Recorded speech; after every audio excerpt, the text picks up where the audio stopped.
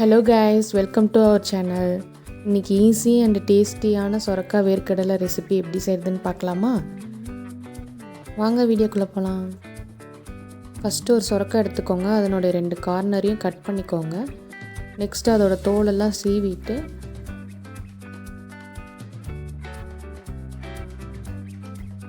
சின்ன சின்னதாக கட் பண்ணி வச்சுக்கோங்க.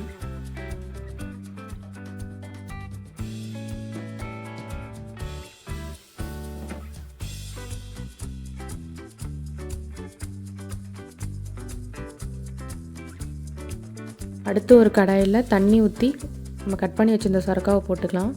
கொஞ்சமாக தண்ணி ஊற்றினா போகணும், ஏன்னா சொரக்காயில் தண்ணி விடும். தேவையான அளவு உப்பு, மஞ்சள்தூள் போட்டுக்கோங்க.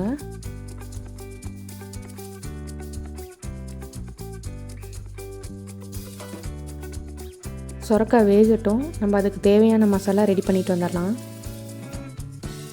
ஃபஸ்ட்டு ஒரு கப் வேர்க்கடலை எடுத்துக்கோங்க. அது ஒரு கடாயில் போட்டு நல்லா வறுத்துக்கோங்க. கடலை வறுபட்டதும் அதை எடுத்து வச்சுருங்க.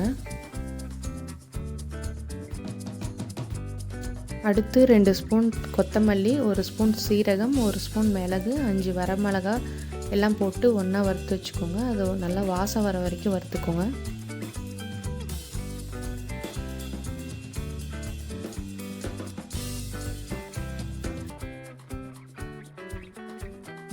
நல்லா வறுபட்டதும் அதை எடுத்து வச்சுக்கோங்க. அடுத்து 4 பல் பூண்டு, ஒரு கொத்து கருவேப்பிலை, அதையும் வறுத்து நம்ம வறுத்த மசாலாவோட எடுத்து வச்சுருங்க.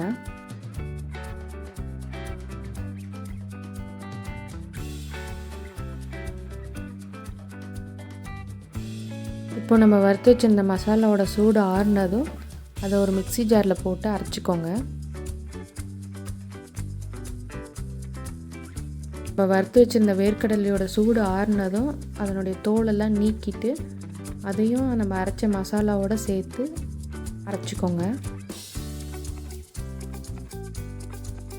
ரொம்ப நைஸாக அரைக்காமல் கொஞ்சம் கொரகொரப்பாக அரைச்சிக்கோங்க. இப்போ வேர்க்கடலை மசாலா ரெடி ஆயிடுச்சு.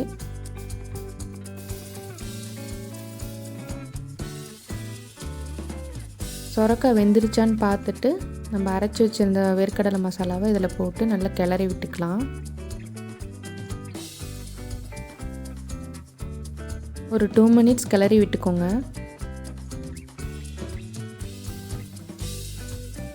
இப்போ சொரக்காவும் வேர்க்கடலை மசாலாவும் நல்லா ஈவனாக கோட்டாகி திக்காயிடும். 4 டீஸ்பூன் எண்ணெய், 1/2 டீஸ்பூன் கடுகு, ஒரு வரமிளகாய், ஒரு கொத்து கறிவேப்பிலை போட்டு தாளித்து நம்ம ரெடி பண்ணி வச்சுருந்த கிரேவியில் போட்டு ஸ்டவ் ஆஃப் பண்ணிவிடுங்க. அவ்வளோதான், சொரக்காய் வேர்க்கடலை கிரேவி ரெடி ஆயிடுச்சு. அப்படியே ஆவி பறக்க நல்ல சூடான சாதத்தில் சொரக்காய் கடலைப்பருப்பு போட்டு பிணைஞ்சி சாப்பிட்டா அவ்வளோ டேஸ்ட்டாக இருக்கும். குழந்தைங்களும் விரும்பி சாப்பிடுவாங்க. இதை உங்கள் வீட்டில் ட்ரை பண்ணி பார்த்துட்டு எப்படி இருந்துச்சுன்னு மறக்காமல் சொல்லுங்கள். அப்படியே லைக் அண்ட் சப்ஸ்கிரைப் பண்ணிவிடுங்க. தேங்க்யூ.